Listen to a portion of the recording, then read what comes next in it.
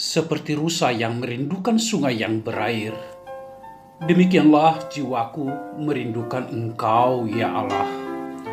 Bersama Hobasma Channel HKBP Suprapto, teduh di dalam Tuhan, dengarlah firman Tuhan.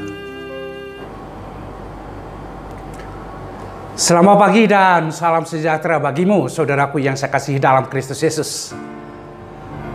Kembali kita bertemu di Alena Channel dalam renungan pagi hari ini, saudaraku. Dan saya berdoa, kiranya kasih karunia yang dari Allah Bapa, anaknya Tuhan kita Yesus Kristus dan Roh Kudus memberkatimu, saudaraku. Firman Tuhan yang menyapa kita, renungan kita di pagi hari ini, dari kitab Yakobus pasal 1 ayat 22 dikatakan, tetapi hendaklah kamu menjadi pelaku firman dan bukan hanya pendengar saja.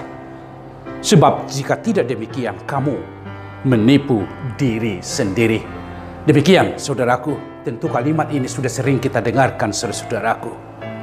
Ada satu perkataan yang mengatakan satu perbuatan jauh lebih berharga dari 1000 kata-kata.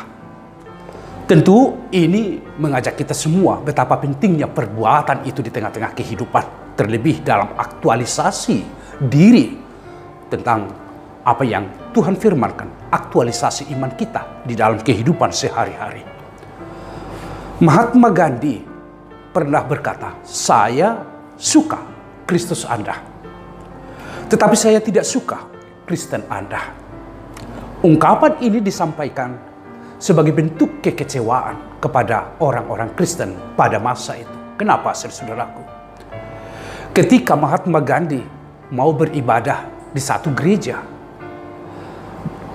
terus penyambut tamu berkata kepadanya, untuk apa datang ke sini orang kafir? Tidak ada tempat bagi orang kafir di gereja ini. Oleh karena itu, enyahlah atau saya meminta supaya orang lain mengusir keluar dari tempat ini.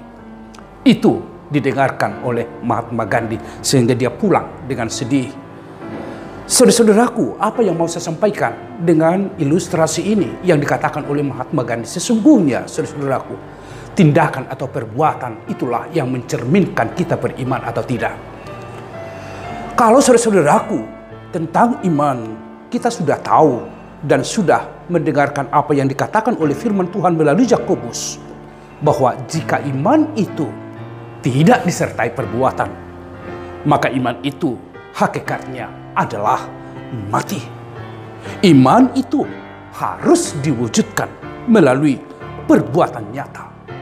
Dan juga Alkitab menasihatkan, saudara-saudaraku, hendaklah cepat untuk mendengar, tetapi lambat untuk berkata-kata. Firman ini, saudara-saudaraku, mengajak kita semua menunjukkan iman kita dalam perbuatan nyata, mengaktualisasikan firman Tuhan dalam praksis kehidupan kita sehari-hari. Bukan konsepsi, tetapi adalah praksis, saudaraku. Bukan bahasan atau diskusi. Sesungguhnya adalah aktualisasi.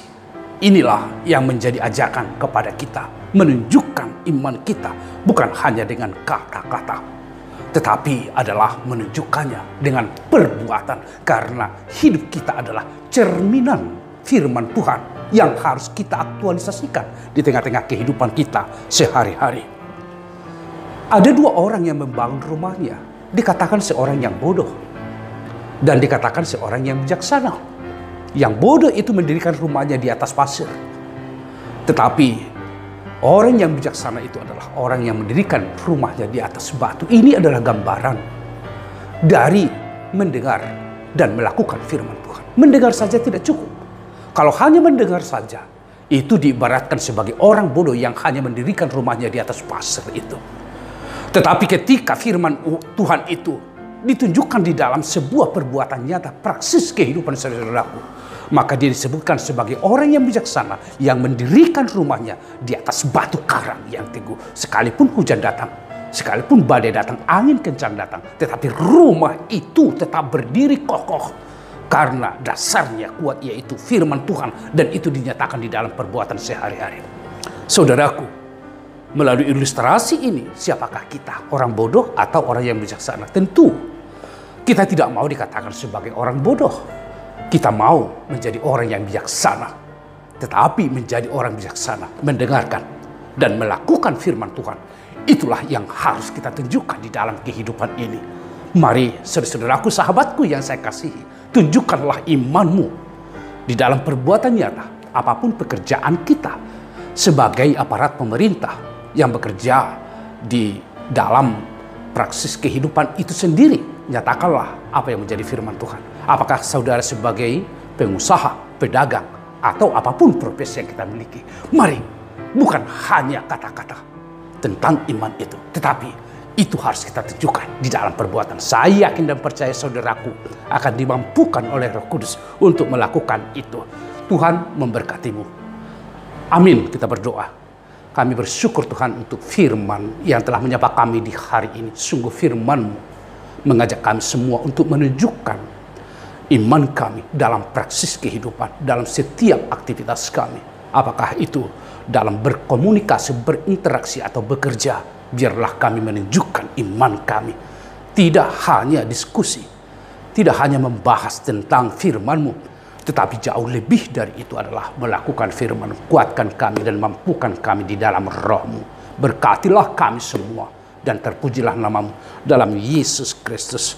Amin. Anugerah dari Tuhan kita Yesus Kristus, kasih setia dari Allah Bapa, serta persekutuan Roh Kudus memberkati saudaraku sekalian. Amin. Saudaraku, semangatlah bekerja dan tunjukkanlah imanmu melalui perbuatan nyata dalam kehidupan sehari-hari. Tuhan memberkatimu, saudaraku.